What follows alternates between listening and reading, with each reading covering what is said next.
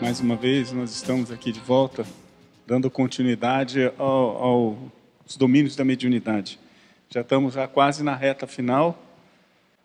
Hoje, a gente começa o capítulo 23. São 30, tem mais aí até o final do ano, um pouquinho talvez do ano que vem, a gente encerra o estudo do livro. Bom, como a gente viu nas duas últimas reuniões, o André e o Aulus e o Hilário voltam à casa espírita do início do livro, que nós tivemos toda a descrição de uma reunião mediúnica, das forças, das interações eletromagnéticas, do pensamento, da força do pensamento, da união do pensamento no serviço de atendimento aos espíritos, da importância da contribuição de cada um. E agora eles retornam numa outra reunião, uma reunião pública com mais pessoas. E a gente teve no anterior, no capítulo 22, o fato em que o André relata em que uma pessoa da assistência começa a dar uma comunicação e começa a falar de uma situação de passado e que ele não sente a presença de uma entidade espiritual. E é analisado, então, o fenômeno da verbalização de dramas do passado daquela senhora. Como o próprio Aulus fala, que a gente tem muito no sentido de identificar esse tipo de manifestação como uma mistificação. O caso dela é um caso até relativamente comum, que acontece no dia a dia das pessoas, em que essa exteriorização do passado, que ainda tem uma marca muito séria nas nossas memórias perispirituais. Tanto ela precisa ser tratada à semelhança até de um processo de desobsessão. Bom, e o capítulo de hoje a gente vai analisar um outro fenômeno mediúnico também que acontece com uma série de frequência até intensa, que é o fenômeno da fascinação.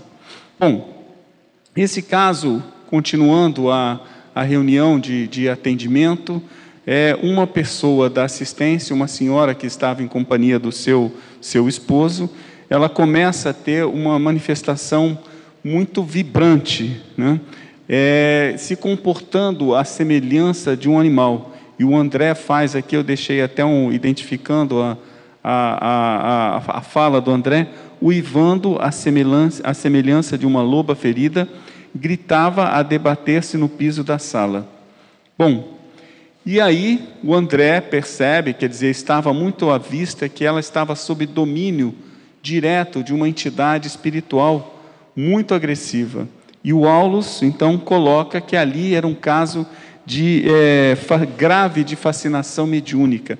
Aquela companheira agia diretamente pela ação do pensamento daquele companheiro espiritual que assediava. É analisado o caso, a gente vai entrar em detalhes um pouco sobre esse fenômeno, e o Aulus coloca, ela estava totalmente controlada pela entidade espiritual, passando pelo processo da hipnose mental, aceitando, sendo dirigida, tanto nos seus pensamentos quanto na sua postura física, aquilo que o companheiro espiritual que obsediava desejava. E o intuito dele era exatamente isso, expô-la ao ridículo, colocar como se fosse perante as outras pessoas, que era uma pessoa que precisava de um tratamento, ser removida. Isso é muito comum, depois o Aulus fala um pouco mais lá na frente, com os pacientes que a gente encontra ainda hoje nas clínicas mentais de tratamento mental. Tá? O processo de tratamento já evoluiu muito até a fase que o André aqui relata através da psicografia do Chico Xavier, mas ainda é um processo triste. Quem tiver a oportunidade, quem tiver e puder assistir o filme que fala sobre a doutora Nise da Silveira, que está em cartaz, eu não sei se ainda está, é um filme muito bonito, de um processo diferente de tratamento. No final da década de 80, houve uma exposição no Paço Imperial de algumas obras do chamado Museu do Inconsciente. O que a doutora Nise dispôs a tratar os pacientes através da arte? Fazer com que, através do processo da criação artística e pudesse explorar o interior do indivíduo, buscando a essência daquele indivíduo. O filme relata sobre esse processo que, na época, o tratamento era o tratamento de choque, que você tinha eletrochoque, ou aqueles banhos gelados, ou tratamento químico através de medicação pesada, e ela vai abordando através do processo terapêutico da arte, ela chega à essência e busca recuperar o indivíduo. Então aqui é mais ou menos, a gente vai ver alguns personagens no filme com um comportamento muito semelhante a esse que a gente vê relatado aqui. E o caso específico tem ainda um outro fenômeno. Mais adiante, quando o processo terapêutico de atendimento já começa, o André identifica que uma comunicação que ele não estava entendendo, uma linguagem muito diferente. E aí é explicado, eles estão usando um dialeto antigo da região do Vêneto, na Itália, de 1000 anos atrás, que ninguém mais sabia. E ele fica impressionado como isso acontece, como essa senhora hoje, nesse corpo físico, século XX, ela consegue usar um dialeto morto. E a gente vai buscar um pouco nas memórias passadas, nas existências passadas, e isso está muito gravado. É interessante porque quando você fala em memória, a gente pensa sempre na memória da nossa vida corrente. Mas e as memórias do passado? Resgatar esse processo dessa memória, esse tempo além do nosso nascimento, ele está muito presente. As habilidades que nós mesmos desenvolvemos, as afinidades que nós encontramos na nossa vida, estão relacionadas com essas memórias passadas, com as existências já vividas, com os cruzamentos que nós tivemos. E exatamente esse é o caso dessa companheira. Imagina que essa situação perdura-se há mais de 1000 anos, como é relatado aqui. Então a gente, quando pensa em tempo, em vida, 1000 anos e as duas entidades estão ali nessa relação pesada, complicada, destrutiva. Nessa situação agora, aparentemente, ela é a vítima. Mas, talvez fazendo uma busca de passado, a vítima são os dois, porque ora um atuando sobre o outro. E essa relação vai se endurecendo, vai se fortalecendo, cristalizando. E esse processo é muito lento. É possível, mas é muito lento. Porque a conexão, como ele fala aqui, com a entidade hipnotizadora, já era muito intensa. Ela respondia diretamente o que ele pensava. E o Aulus faz uma observação, que eu coloco aqui em destaque: toda obsessão tem alicerces na reciprocidade. Ele não diz, esta obsessão tem alicerce na reciprocidade. Toda obsessão. Então, ao identificarmos um processo de uma obsessão, é necessário que as duas polaridades da situação sejam entendidas da mesma forma.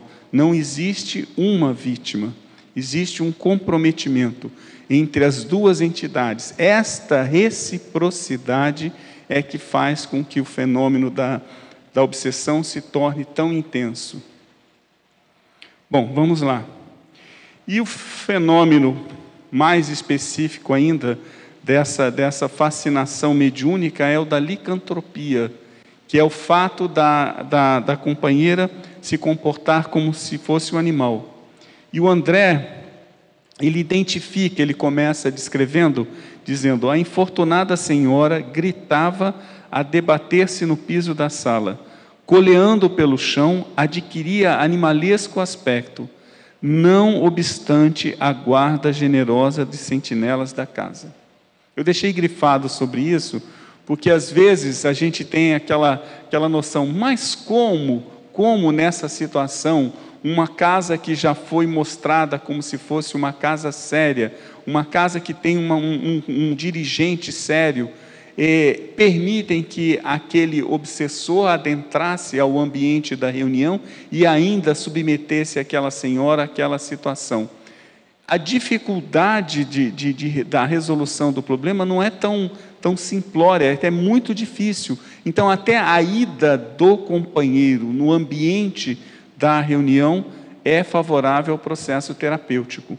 Mesmo naquela situação que aparentemente estava caótica, havia, como ele fala, a generosa sentinela dos guardiões da casa. Então, a gente às vezes pensa nisso aqui, cadê? Como é que é permitido nessa reunião? É claro que esse é um caso de fascinação mediúnica grave, como diz o Aulus. Mas todo médium, como a gente já viu lá na descrição dos capítulos 9, 10, quando eles vão descrevendo cada médium da casa, a gente tem aquela orientação do Aulus. O médium é responsável pelas atitudes. A comunicação mediúnica, ela exige do médium também uma triagem, um filtro. Então ele coloca muito o caso daquela médium Celina, que era uma médium sonambúlica. Mesmo nesse caso, quando está ocorrendo a manifestação mediúnica, em que a médium totalmente libera o seu veículo físico para que as forças mentais do companheiro que estava se comunicando agisse sobre ela, mesmo nessa situação, ela tem o filtro, ela que realiza a passagem daquela informação, de atuar dessa ou daquela forma.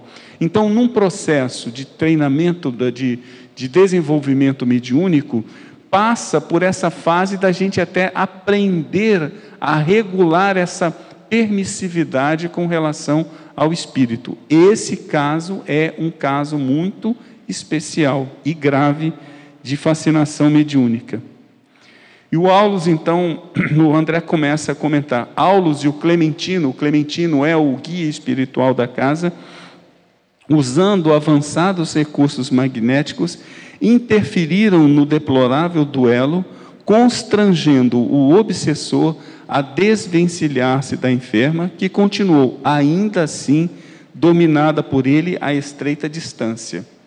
Então, por isso, esse é o motivo de até permitir que o companheiro espiritual adentrasse aquele ambiente terapêutico da reunião, porque somente através dessa interferência direta desses recursos magnéticos, o processo começou a se desligar, a se desfazer, mas mesmo assim, mesmo o companheiro agressor nessa situação, mantido à distância, a companheira ainda apresentava as manifestações de comportamento patológico ali em público. E o André continua na pergunta, o Aulus então explicita: a nossa irmã permanece controlada por terrível hipnotizador desencarnado. Assistido, além do que este hipnotizador era assistido por vários companheiros que se deixaram vencer pelas teias da vingança. No ímpeto de ódio com que se lança sobre o infeliz, propõe-se humilhá-la utilizando-se da sugestão. Então a gente vê aqui que havia todo um cerco em torno dessa companheira, chefiado por esse companheiro mais direto dela. Então essa atuação foi uma atuação estabelecida por comprometimento de passado distante, e esse hipnotizador, essa entidade espiritual, busca auxílio de outros companheiros para que submetam ainda mais aquela companheira àquela atitude vexatória. O objetivo dele era exatamente isso, humilhá-la e, além do que, até fazer com que ela pudesse ser conduzida, por exemplo, a um tratamento psiquiátrico desses agressivos, de ser a pessoa ficar retida, confinada e isolada. E esse era o objetivo dele. E o Aulus continua: a semelhante vampiro, devemos muitos quadros dolorosos da patologia mental nos manicômios, em que numerosos pacientes, sob intensa ação hipnótica, imitam costumes, posições e atitudes de animais diversos. Eu acho que hoje a gente não precisa nem ir no manicômio para ver que realmente isso ainda existe muito.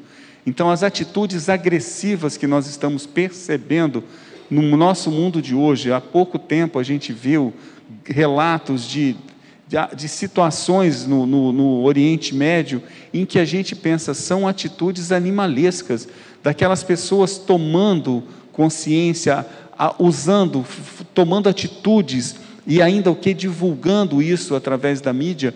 É impressionante ver em pleno século XXI determinados comportamentos.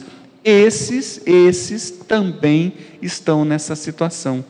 São esses, talvez, obsessores que tiveram a chance de um reencarne e não usaram da possibilidade de crescimento. Estão ali atuando ainda dentro dessa psicosfera.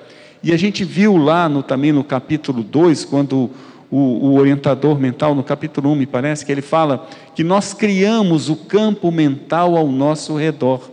Então, nós imaginemos como é que é o campo mental de uma pessoa que tem uma atitude extremamente negativa por 1000 anos consecutivos. Como ele molda o campo mental do seu perispírito. Como ele cria a sua imagem mental no plano espiritual. E esse companheiro tem a oportunidade de reencarnar num novo corpo. Como ele vai atuar? Será que simples mudança da transição do plano espiritual para uma nova vida no plano físico, ele deixa de ter esse comportamento?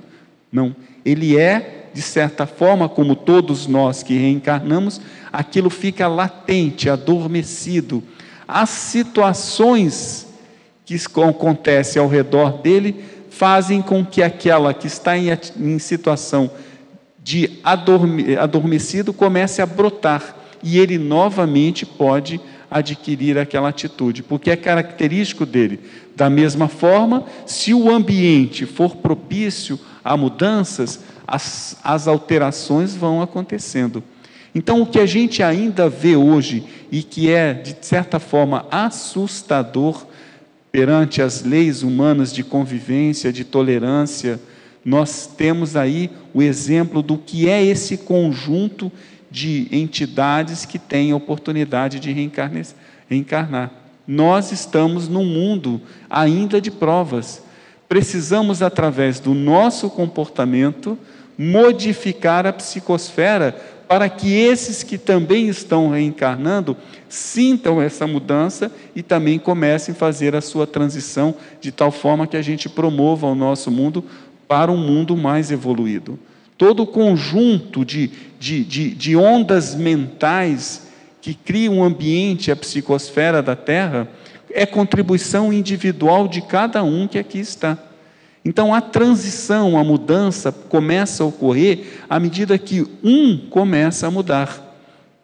Então, são, como o Aulus coloca, são vampiros que estão obsediando, de certa forma, os campos mentais de tantos quantos vivem aqui no orbe terrestre, de tal forma que esses companheiros têm essas atitudes extremamente agressivas, animalescas no ponto de vista social que a gente está convivendo, tá?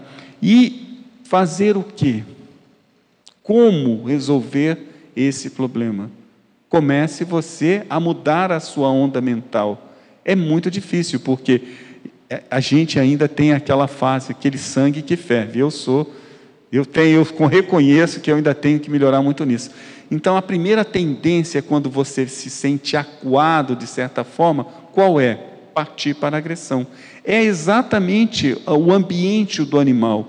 O animal, quando se sente acuado, chega uma hora que ele lança o que ele tem para tentar sair daquela situação. É agressivo, tenta dominar a situação, agredindo o seu opositor. Por exemplo, vamos ver, uma vez eu presenciei um cachorro que havia sido atropelado.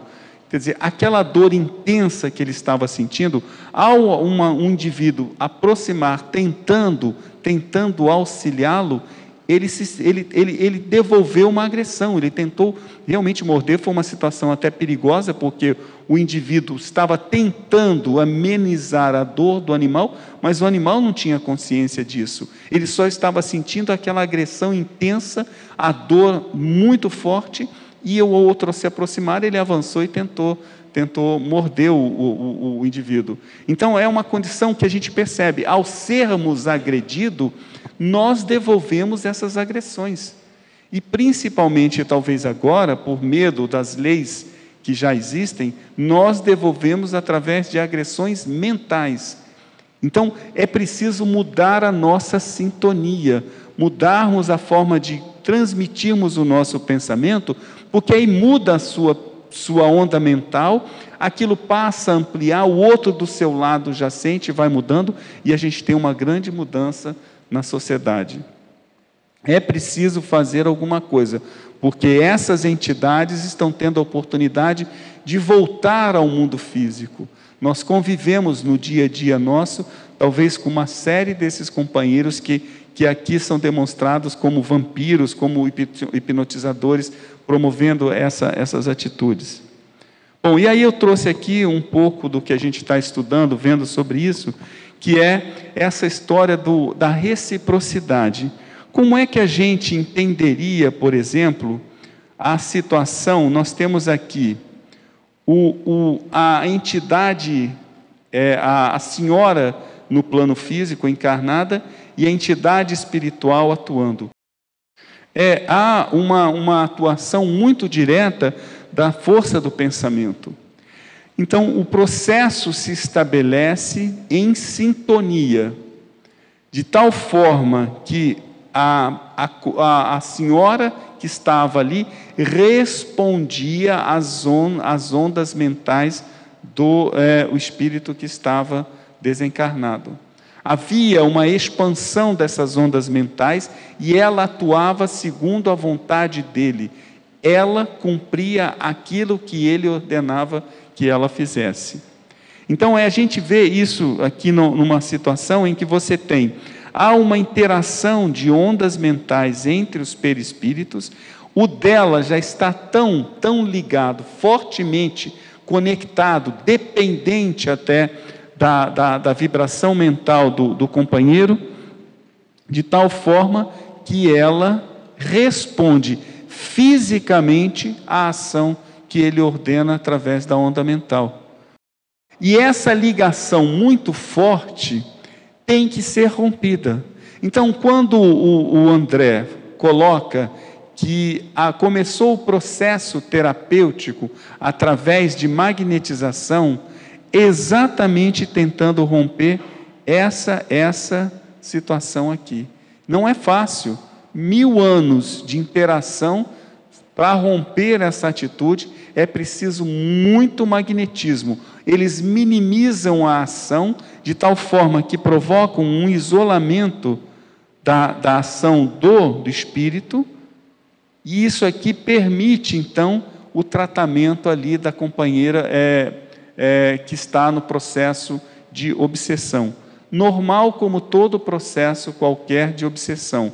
É preciso haver uma interferência magnética de tal forma que esse vínculo, essa reciprocidade possa ser rompida. Reciprocidade indica ir de um lado para o outro e voltar daquele lado para o primeiro lado. Então havia uma troca energética de pensamento. A gente tem a capacidade de enxergar apenas um lado.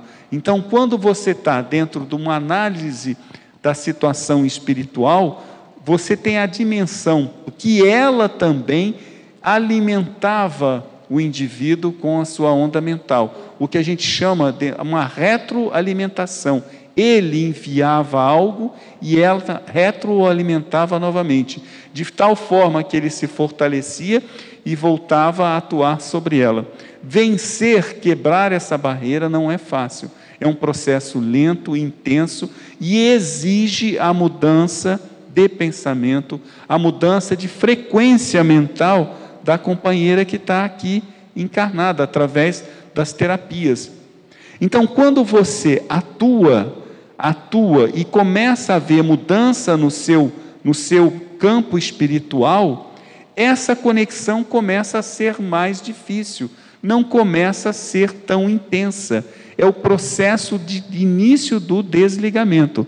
Da mesma forma que a ação dos companheiros espirituais sobre o espírito começa a fazer com que haja um abrandamento dessa onda mental. O processo exige dos dois lados.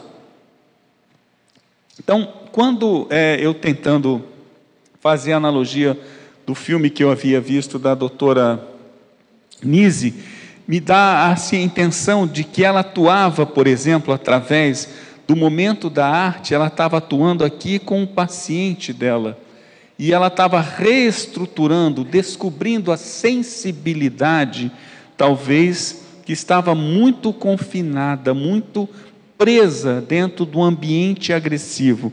Na hora que começa a ver a mudança mental, o respeito, a compreensão, ele muda, e essas ondas de pensamento dele também mudam de tal forma que aqueles antigos compassos do mundo espiritual, que potencialmente poderiam alimentar, começam a sofrer aquela alteração e mudar o seu comportamento. Então a terapia funciona, e muito bem. Tanto que existem várias correntes religiosas e filosóficas que pregam o uso da terapia para tratamento de pacientes psiquiátricos, a terapia do passe, do jorei, da mentalização. Isso funciona e muito, mas é preciso intensidade, é preciso estar ali presente constantemente, e é preciso uma renovação da condição espiritual nos dois lados. Então a terapia é uma terapia longa, intensa, de persistente, para que se consiga solucionar o problema. E aí o Hilário, o André, que escreve o livro, ele coloca o Hilário sempre com uma certa mais curiosidade, né? O Hilário já pergunta: tão doloroso fenômeno é comum? E o Aulus responde: muito generalizado nos processos expiatórios, em que os espíritos acomplicados na delinquência descambam para a esfera vibratória dos brutos. Analisando o pretérito ao qual nos ligamos, e através de lembranças amargas, somos enfermos em assistência recíproca. Não seria lícito guardarmos a pretensão de lavrar sentenças definitivas pró ou contra ninguém. Por quê? Na posição em que ainda nos achamos, todos possuímos contas maiores ou menores por liquidar. Ou seja, o que ele está dizendo aqui: se nós fizermos uma análise do nosso pretérito, das nossas existências, nós vamos encontrar muito dessas lembranças amargas, e que por sua vez, nós poderíamos até identificar posições que nós atuamos dessa forma. E aí? Então você, no sentido, analisar o aspecto de vítima e algoz, às vezes é uma questão temporal. Hoje eu estou como vítima. Faz a retrospectiva histórica dessa situação. Você vai encontrar bem mais lá atrás uma situação em que o algoz de hoje foi exatamente a vítima do passado. É muito comum. Quem frequenta a reunião de desobsessão, é muito comum a gente presenciar com essa situação. E o grupo que eu fiz parte, durante um bom tempo, havia a gente foi treinado numa espécie de um tratamento em que, quando havia determinadas comunicações mediúnicas, então havia um médium específico no passe magnético que reportava aquele indivíduo, às vezes, a existências do passado. E várias vezes a gente presenciou ele próprio relatando aquela situação de vítima, por que ele estava ali assediando aquela pessoa, por que ele cumpria aquela carga de ódio, derramava aquela carga de ódio, e ele relata o papel dele como vítima.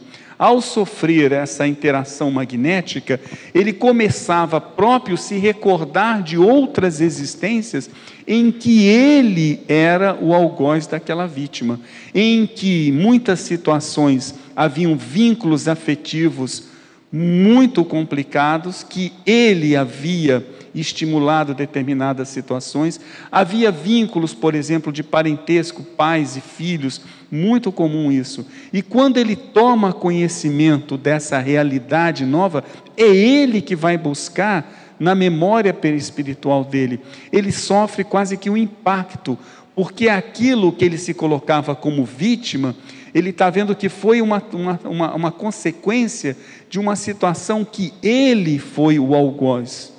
E era o primeiro passo para que você promovesse, então, aquele despertar daquela entidade, mostrando, olha, as situações são diferentes, as vidas continuam, o ódio, o desafeto, o desamor, tem que ser desfeito através de uma relação afetiva. Muitas vezes esses companheiros voltam, reencarnam na condição de filho daquela pessoa que estava ali como vítima. E, em muitos casos, a situação se repete novamente. Porque hoje, quantos casos nós sabemos de relações extremamente complicadas entre pais e filhos? É muito difícil. O sapato aperta no pé de quem está usando. Quem calça 35, 36, põe um sapato 27. Na hora vai ficar muito bonito. Fica 2 horas, fica 3. Chega uma hora que você não suporta mais, você não é a beleza estética de estar com aquele par de sapato. Você tem um desespero que você acaba arrancando e sai fora. Então eu sempre digo, o sapato aperta no pé de quem está usando.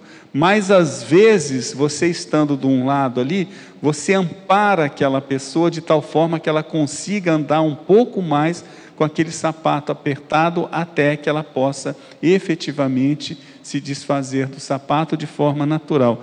Então é como está o passado, as memórias do passado, quando são resgatadas, esse papel de vítima e de algoz se inverte. Então não é preciso ter crítica negativa, é preciso identificar o problema e propor a terapia adequada, sem questionar vítima ou algoz, porque nós passamos por muito isso. Bom, discutindo ainda um pouco sobre esse aspecto do atendimento fraterno, o André coloca: para o cuidado fraterno que se dava testemunho, a doente e o perseguidor mereciam igual carinho. Aulos aplicou passes de desobstrução à garganta da enferma e em breves instantes o verdugo começou a falar através dela, cujo sentido literal não conseguíamos perceber. Mas pela onda de pensamento sabíamos que a ira se lhe extravasava do ser. Então o que aconteceu? A partir do primeiro atendimento, a gente já viu, eles foram de certa forma separados, desunidos daquela situação, mas a conexão mental ainda estava muito intensa. E o André coloca que a partir desse momento foram dados passes na doente no corpo físico, a doente que estava presente na reunião do centro espírita. E ela começa a falar ele começa a falar através dela, uma comunicação mediúnica. E eles não entendiam o que ela estava tentando falar. Mas pela situação energética que eles estavam imaginando, ele via que naquela comunicação havia uma carga intensa de um sentimento de ira, de vingança, de ódio. E ele continua no processo terapêutico descrevendo: o Raul Silva, que é o dirigente espiritual da reunião, recolhendo impressões idênticas, pela dura inflexão com que as palavras eram pronunciadas, procurava acerená-lo, quase que em vão. Então, o próprio espírito, naquela revolta, ele estava tentando, com palavras de atenção, de carinho, de afeto, tentando fazer com que ele se acalmasse, mesmo não entendendo nada o que a entidade estava se comunicando. Vamos lá. E o André continua: observando a enferma, completamente transfigurada, e assimilando-nos à muda interrogação, Aulo se deteve por alguns minutos a auscultar o cérebro da comunicante e o do médium, como a sondar-lhes o mundo íntimo. A experiência que a gente viu, a descrição que eles fazem, o Aulo é um profundo conhecedor do fenômeno da mediunidade. Durante a sua estada na Terra, presenciou alguns fenômenos, foi para o plano espiritual, se especializou nesse estudo sobre a mediunidade. E ele vai até a senhora, faz um exame das ondas mentais da companheira, tentando sondar-lhe o mundo íntimo. E Aulo, a explicação: tentei alguma penetração no passado, a fim de algo saber. Aí ele explica: as raízes da desavença vêm de longa distância no tempo. O enigma perdura, vai em torno, paz, de 1 milênio, 1000 anos, hein? O nosso infeliz irmão fala um antigo dialeto da velha Toscana. Volta aos quadros terrificantes, largado ao longe por aquelas almas em sofrimento, a volta a esses quadros terrificantes, em nada e ninguém edificará. Então ele bota um ponto final: eu não vou contar a história do que aconteceu, não interessa sabermos o que aconteceu, porque as ondas mentais permitiram com que ele identificasse a situação, mas ele disse: isso em nada agrega valor para o processo terapêutico. Eu achei muito interessante, porque a primeira coisa que a gente faz é começar como: nossa, olha, mas isso aconteceu por causa disso, olha, mas que ele fez isso, mas ela foi buscar tal coisa e a coisa aconteceu e foi dessa forma. Ele disse: isso não interessa. Para quê? Para que fazer a divulgação desse ato, dessa situação que foi 1000 anos anteriores? Então ele diz: isso em nada agrega valor ao processo terapêutico, em nada contribui. Mas ele explica: é um dialeto antigo, que já não é mais usado, não foi utilizado há 1000 anos atrás, em que os dois se envolveram numa situação muito drástica. Ele dá mais um pouco, eu não coloquei aqui, mas ele fala que foi uma situação de um cerco de uma determinada cidade, em que o companheiro, estimulado por aquela mulher, vai e mata os próprios pais.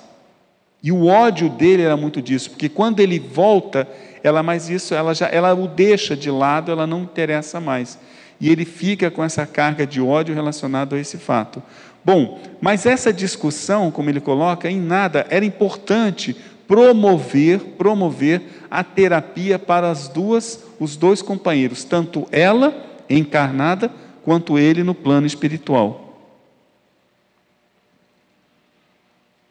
E ele vai falar um pouco, que é o segundo fenômeno que a gente vê, que é o da xenoglosia, que para mim é uma das coisas mais interessantes. Eu já vi uma pessoa falando, eu uma vez estava lá no centro do Chico, vendo ele fazer uma psicografia.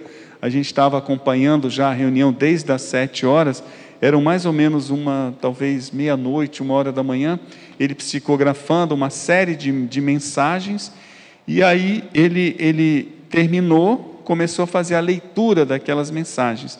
Chegou numa delas e ele disse a seguinte coisa: alguém aqui sabe ler italiano? Aí uma pessoa levantou, sabia, ele falou: a senhora poderia, então, ler o texto, porque eu psicografei em italiano e eu não sei italiano. Então é impressionante, porque você imagina a psicografia dele mecânica, redigindo um texto em uma língua que é estranho a você. E é uma das coisas, a mulher começa a ler o texto, era de um filho que ela havia perdido, que escreveu em italiano exatamente porque ele queria mostrar, sou eu que estou aqui, e ele não tem a contribuição do médium.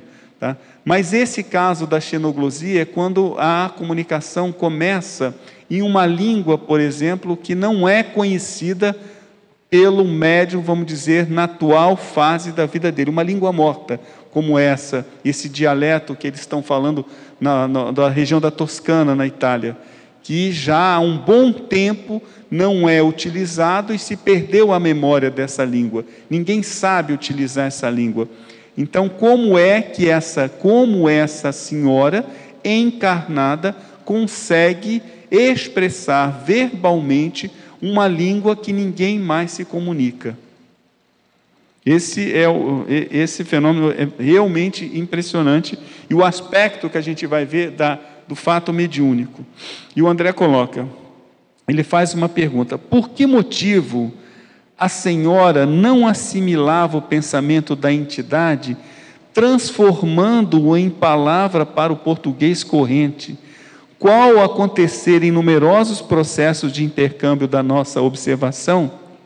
Então, era comum. Então, quando você recebe a comunicação em uma língua que você tem afinidade, você pode se expressar, o médium se expressa em português. Por quê? A comunicação é de ondas mentais e a ideia chega pronta no psiquismo do médium. Então, quando a entidade se manifesta verbalmente através de uma língua que é característica com ela, e essa língua faz parte das memórias ancestrais do médium, ele decodifica, porque a ideia que chega, não chega a palavra escrita, chega a ideia mental daquela informação. Ele decodifica e se manifesta em português. E o André pergunta, por que é que nesse caso específico a situação não acontece? E o Aulus responde, o obsessor jaz ainda enredado nos hábitos porque pautava a sua existência e, em se exprimindo pela médium, usa modos e frases que foram típicos. Ou seja, ele, obsessor, estava preso há 1000 anos atrás. Ele, durante 1000 anos, continuou sendo aquele indivíduo. Não fez a sua transição, não se aprimorou. Deve ter reencarnado algumas vezes, mas é tão forte a carga de ódio que ele tem, que ele automaticamente volta àquela condição de passado. E o Aulus continua, o problema é de sintonia. O filtro mediúnico e a entidade que se utiliza dele acham-se tão intensamente afinados entre si que a passividade do instrumento é absoluta, sob o império da vontade que ele comanda de modo positivo. Então é aquilo que a gente viu lá no capítulo 6, 7, o médium tem um filtro que faz essa triagem da comunicação mediúnica. Nesse caso, era tão intenso a sintonia, tão forte, que esse filtro ficava quase que desligado. E ela, por sua vez, que também havia passado por aquela existência na Toscana há 1000 anos atrás, resgata na sua vida passada toda aquela identidade de conhecimento daquele dialeto e se expressa no dialeto que ele está comunicando com ela. Se fosse buscar, talvez, naturalmente, dentro da mente dela, através de hipnose muito profunda, ela poderia ter uma noção, mas ele sabia exatamente como fazer esse mecanismo. Ele quebra esse filtro que a médium tem, porque a ligação, a sintonia era tão intensa que ele faz com que ela se expresse num dialeto que ninguém mais falava, uma língua morta. E para a gente finalizar, vem uma frase do Aulus que eu achei extremamente interessante. Em todos os casos de xenoglosia, é preciso lembrar que as forças do passado são trazidas ao presente. Os desencarnados interferem quase sempre através dos seus impulsos automáticos, exclusivamente por intermédio de personalidades de que lhes são afins no tempo. Então, como ele fala, nesse fenômeno mediúnico da verbalização de uma linguagem que é desconhecida atualmente pela pessoa, pelo médium encarnado, ele vai buscar nas forças do passado. A nossa memória ancestral, a nossa memória de vida, de existência, está lá. E ele, por sua vez, por ser um magnetizador também muito bem treinado no plano espiritual, sabe resgatar aquela memória que está lá muito do nosso passado. Isso traz uma dinâmica do que é o perispírito, a plasticidade do que é onde estão alocadas essas memórias, que ele busca, ele sintoniza mentalmente, ele transfere forças magnéticas de tal forma que a senhora, hoje encarnada, vai buscando nas suas vidas pregressas aquela informação do passado. Então, como o Aulus coloca, é preciso haver uma sintonia muito perfeita e são espíritos afins no tempo. Então, se ela, por exemplo, se ela não tivesse vivido naquela região, aprendido aquela língua, ela não conseguiria falar, porque aquilo não faz parte dessa memória ancestral dela. Então, quando acontece o fenômeno da xenoglosia, com certeza, afinidade temporal entre a entidade comunicante e o médium existiu. E ele finaliza: em mediunidade, há também o problema da sintonia no tempo. A gente falou até aqui agora, durante todo o estudo do André Luiz, em sintonia de frequências, sintonia de afinidades, sintonia no tempo. Isso é uma novidade. Então, em processo de mediunidade, existe essa sintonia do tempo. Vamos buscar aqueles também que nos são afins nas existências passadas. E ele finaliza: perseguidor e perseguida jazem na mais estreita ligação telepática, agindo e reagindo mentalmente um sobre o outro. Olha só, agindo e reagindo, eu frisei para deixar mentalmente um sobre o outro. Então, esse processo, para que ocorra a solução, o processo terapêutico tem que ser na médium, na senhora encarnada e também na entidade espiritual, porque ela retroalimentava-o com os sentimentos também. Ela ainda também estava mentalmente ligada a ele no que essa sintonia de tempo, naquele fato que aconteceu em que os dois se cruzaram na Toscana 1000 anos atrás. Então a gente tem aqui a dimensão das responsabilidades espirituais. Imagina o que a gente fez há 1000 anos atrás. Eu fiquei pensando, aonde que a gente podia estar há 1000 anos atrás? Fazendo o quê? Boa coisa muita gente não fez. Então essa informação nos leva a ter uma responsabilidade muito grande. Sim, fizemos, mas mudamos. Estamos propensos a mudarmos cada vez mais, estamos propensos à renovação. Hoje conhecemos toda uma dinâmica que naquela época, naquela existência, não conhecíamos. Hoje eu sou outro, e a minha proposta hoje é diferente. Só essa mudança de sintonia quebra essa possibilidade dessas interferências negativas. E aí você, junto, auxilia aqueles antigos companheiros do passado. Essa é a dinâmica da vida. Essa é o estudo que o André coloca nesse capítulo, é muito importante, porque nos reporta das nossas responsabilidades temporais. Será que nós já estamos preparados para receber esses antigos compassos do passado? É um ponto de interrogação. Mas, se recebermos, temos que atuar de forma diferente, mentalmente vibrando de forma positiva, equilibrada, porque as afinidades, os ódios, os orgulhos que nós tínhamos lá no passado, às vezes brotam também, né? Então, esse cuidado é muito grande. A evolução pessoal passa por sabermos avaliar e transcendermos essas particularidades nossas do passado.